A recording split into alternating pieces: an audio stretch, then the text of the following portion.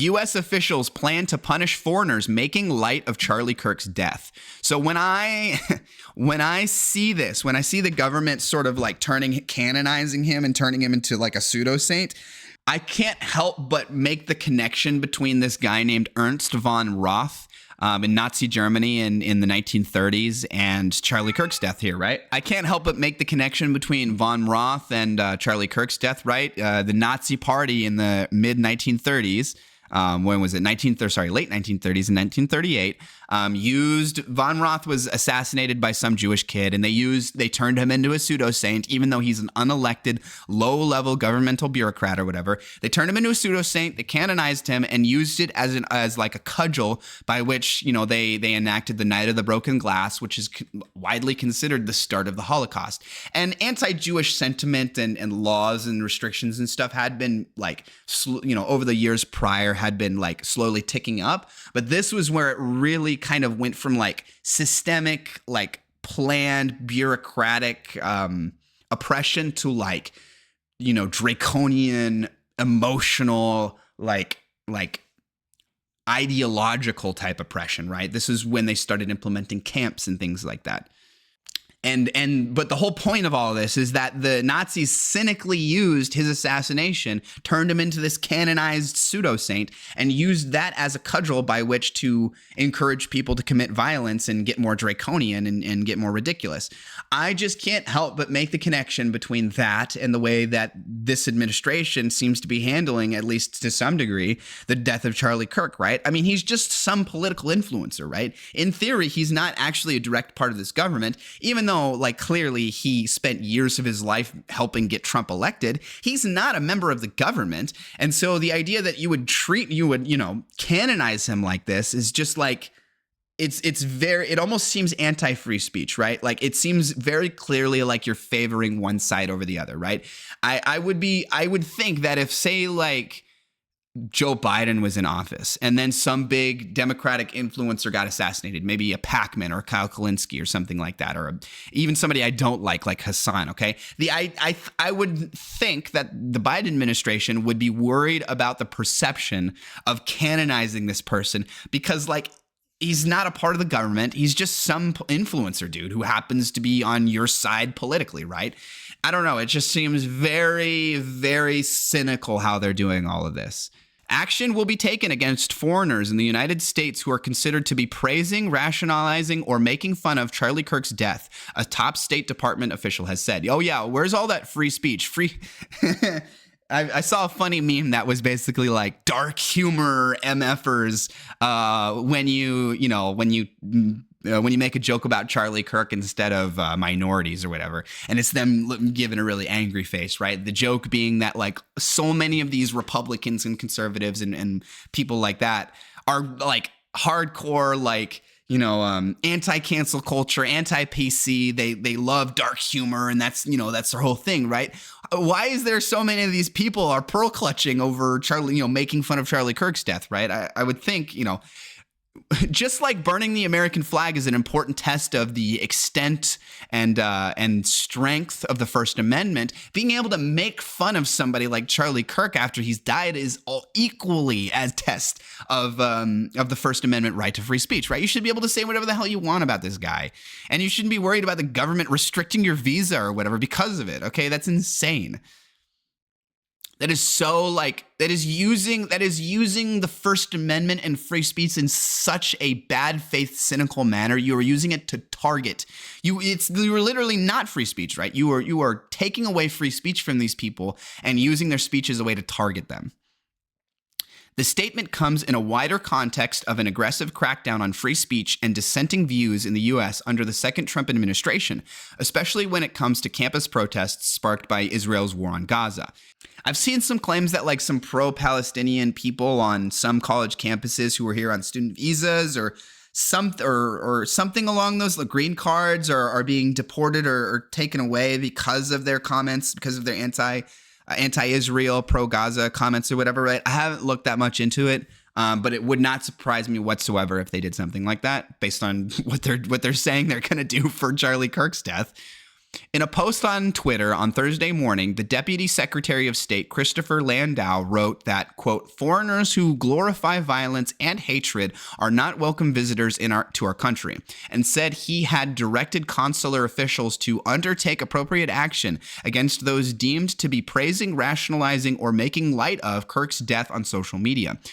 That's so broad, though, right? Praising, rationalizing, or making light of, right? Basically anything short of a condemnation of the killing and taking a knee for him is they're basically saying like is subject to be kicked out. Basically any comment about him regarding his death, short of like saying you feel bad for him and that he was really the second coming of Jesus or whatever, is unacceptable. Landau invited Twitter users to bring such cases to his attention in the comments of his post, which he said would be monitored by consular officials. Kirk, a close Trump ally.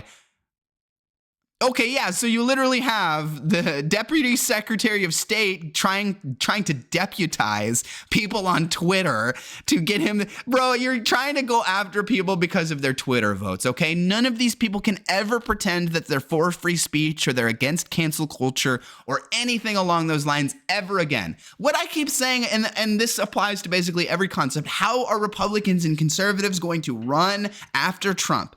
I don't understand. Literally all of the principles that they pretended to stand for a long time have been completely thrown out the window. The idea that they can pretend that they're fiscally conservative anymore or whatever is a joke. There's anybody who's been paying attention at all knows that's nonsense. And so I don't understand, all this with free speech and them cancel culture. I don't know how they can ever complain about cancel culture again. I don't know how they can ever complain about free speech ever again after doing all of this, right? But the real answer, the answer to that is that they're just going to, and that most people don't pay attention. Most people don't see the full slice of the pie, and that the era of comeuppance, the era of the chickens coming home to roost is basically gone. The era of hypocrisy is gone, that people don't have the ability, the context, or the time, or the access to information or whatever to connect all the dots properly to say, oh, this is hypocritical. Oh, this person is just acting cynically, right? So I think we are in the era of full cynicalness, of full, we don't have to try and pretend to be consistent or non-hypocritical at all, right? We can just kind of do whatever we want. We can go max game theory. We can just max game theory, metagame all of this to the maximum extent. Kirk, a close Trump ally and right-wing provocateur, was shot and killed while speaking at an event on Utah Valley University in Orem, Utah on Wednesday. His death has shocked the nation and prompted outrage across the political spectrum. A State Department spokesperson said, quote, this administration does not believe that the United States should grant visas to persons whose presence in our country does not align with U.S. national security interests, end quote. Yeah, because saying Charlie Kirk dying, you don't feel bad for Charlie Kirk dying is really a huge threat to the national security interests, bro. That's so hilarious. Previously, it's like these people are just not serious. They just don't care about people they just don't care. Previously, the Trump administration has directed investigators at Immigration and Customs Enforcement, who would typically target human traffickers and drug smugglers, to track down foreign students who may have shown sympathy for the Palestinian cause or criticized Israel in social media posts. The administration has gone after those who have taken part in pro-Palestinian demonstrations across university campuses. Yeah, they're just free speech warriors, guys. They're all just such good faith free speech warriors. Investigators also now look for anti-American views, including on social media, when assessing the application of people wanting to live in the United States, with diplomats instructed to look for, quote, indications of hostility towards citizens, culture, or founding principles of the United States, end quote, in someone's online presence. Now, they purposefully word a lot of this so vaguely so they can use it as cynically and as advantageously as possible, right? Culture or founding principles of the United States. That doesn't mean anything, right? That could be interpreted however you want. And of course, they word it like that on purpose so they can interpret it how they want, right? Basically so that they can keep lefties out and try and, if in the vetting process, they can more or less go, oh, this guy seems like a lefty, we're just going to not let him in, basically. Diplomats must flag any, quote, advocacy for, aid, or support for foreign terrorists and other threats to U.S. national security and, quote, support for unlawful anti-Semitic harassment or violence. New social media vetting measures for international students applying to study in the U.S. even include a requirement for individuals to unlock their social media profiles for review before receiving educational and exchange visas. This seems like literally the exact opposite sort of thing we should be doing, right? I would be in favor of some sort of cursory, glance, search over to ensure that like nothing really, really bad is coming, right? You don't have somebody coming in literally saying like, I want to destroy the U.S. I don't think they should exist. We should nuke them, blah, blah, blah.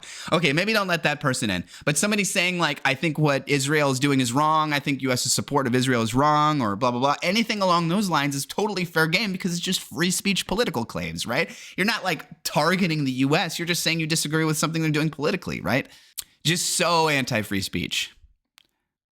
Expanding such social media vetting to encompass commentary on an event such as Kirk's death would be a significant expansion of the administration's efforts to restrict dissenting views and opinions, particularly of foreigners in the U.S. Well, they go after foreigners like this because they're way easier to go after, right? Do you think that, of course, I based on everything they've done, everything they've said, and how they've been acting this second term, it seems very clear that they would try and do the same thing for American citizens if they could. But it seems like it seems like they're sort of trying to find a way to do that, but it's much, much more complicated, much, much hairier to try and get justification and legal casus belli to do something like that. But it's very clear that I think it's pretty clear that if they could do that kind of thing for Americans as well, they probably would. Trump, along with other prominent conservatives and Republicans, have been quick to blame, quote, radical left political violence for Kirk's killing. In a speech in the Oval Office, the U.S. president called Kirk the best of America and listed acts of violence that he attributed to the left while omitting violence against Democrats, such as the murder of Melissa Hortman, a prominent Minnesota state lawmaker, and her husband, and the shooting of another Democratic state lawmaker and his wife in June. Meanwhile, MSNBC fired its senior political analyst Matthew Dowd after he suggested on air that Kirk's own radical rhetoric may have contributed to the circumstances around his assassination. Kirk had a history of right-wing provocation and Christian nationalism and frequently espoused bigoted rhetoric about Islam, women, LGBTQ+ communities, and people of color. So yeah, this seems just like literally the epitome of free speech, and I don't understand how Republicans or conservatives after this can ever seriously, with a straight face to anybody who pays attention, pretend that they are like a free speech advocate or that they're anti-cancel culture or anything along those lines, right? All of that completely goes out the window with this kind of nonsense. This is just purely anti-free speech. There's no other way to interpret this.